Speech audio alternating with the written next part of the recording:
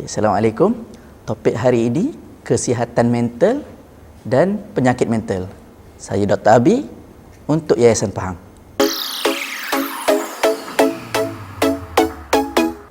Hari ini kita akan bercakap mengenai kesihatan mental. Kesihatan mental ni selalu orang kita terlepas pandang, masyarakat kita terlepas pandang. Sebab kita selalu nampak kesihatan fizikal, kesihatan tubuh badan. Tapi kesihatan mental ni sama pentingnya dengan kesihatan tubuh badan. Kenapa dia sama penting? Okay, hari ini kita akan cerita pasal kesihatan mental lah. Kesihatan tubuh badan ni kita boleh nampak bila kita tak sihat, bila kita demam, bila kita batuk, bila kita kena COVID, kita akan nampak kita tak sihat. So, benda yang nampak depan mata. Tapi bila kita bercakap mengenai kesihatan mental ni dia yang membuatkan kita sebagai seorang individu. Okey, dari segi apa itu kesihatan mental daripada WHO 2014, kesihatan mental ni adalah satu keadaan yang mana kita boleh capai potensi kita, boleh berinteraksi dengan normal dan boleh mengendalikan tekanan dan boleh bekerja dengan produktif dan boleh menyumbang kepada komuniti. Ini adalah tarifan daripada WHO 2014 lah. Penyakit mental ni antara satu individu dengan individu yang lain dia berbeza. Ada yang setengah orang, biasanya kita dengar kemurungan, depression, anxiety, panic disorder and panic attack disorder. Dan dengan pandemik yang kita sekarang ni, ramai lagi yang menghadapi masalah-masalah kesihatan mental ni. So, kesihatan mental ni dia bukannya berlaku dalam masa satu hari. Dia ambil masa, sama ada acute, dipanggil acute ni dalam masa yang singkat ataupun kronik ni dalam masa yang bertahun-tahun yang lama. Dan kesihatan mental ni dia terjejas disebabkan terdedahnya individu tu kepada trigger yang buat punca yang buatkan dia jadi tertekan ataupun tidak berasa gembira.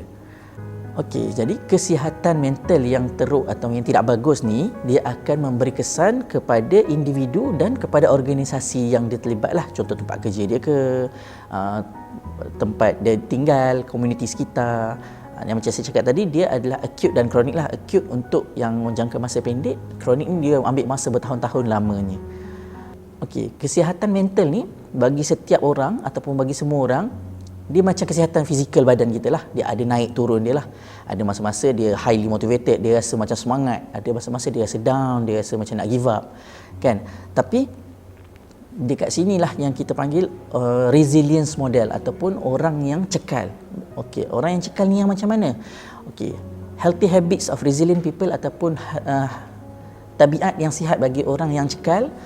First, orang yang cekal ni, resilient people ni, dia tahu kesusahan tu adalah normal dalam kehidupan manusia. Kan, tak ada hidup yang sempurna, tak ada semua senang je. Kan, senang nak makan, senang semua tak ada. So orang yang cekal dia faham yang hidup ni ada kesusahan dia. Kan? Jadi orang yang cekal ni dia pandai dalam mengenali apa yang dia orang boleh ubah dan apa yang dia orang kena terima. Maksudnya yang dia tak boleh ubah. Kan, macam contohnya kat tempat kerja. Dia orang kena marah dengan bos. Hari-hari kena marah ni, kena bantai, kena bambu ni. Kan, dia orang tak boleh terima. Tapi dia orang tahu macam mana yang dia orang nak ubah supaya tak kena marah, dia orang ubah cara kerja dia orang. Tapi nak ubah bos tak boleh. Jadi dia orang terima bos dia tu perangai macam gitu.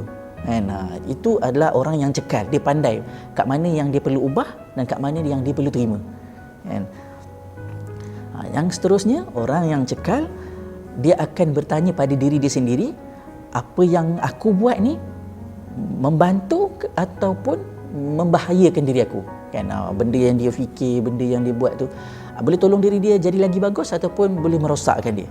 Contohnya, dia rasa tertekan, dia ambil dadah. Kan, dari orang yang cekal ni dia tahu ambil dadah ni dia temporary, dia sementara je.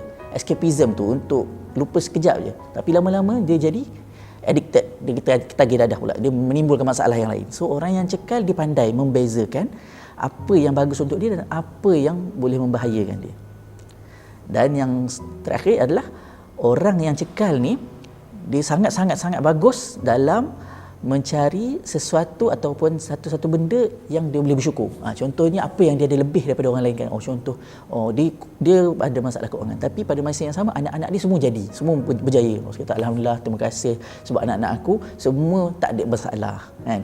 Kalau macam orang yang tak ada anak contohnya, alhamdulillah aku dengan suami aku bahagia, tak ada masalah apa-apa kan. Dia orang yang cekal dia sentiasa cari the positive side. Yang dia tak tengok half empty of the glass, dia tengok half full of the glass lah. Dia selalu berfikiran positif. Inilah orang-orang yang cekal lah. Itu yang dia dipanggil oleh Dr. Lucy Hone tadi, healthy habits of resilient people ataupun tabiat yang sihat orang-orang yang cekal.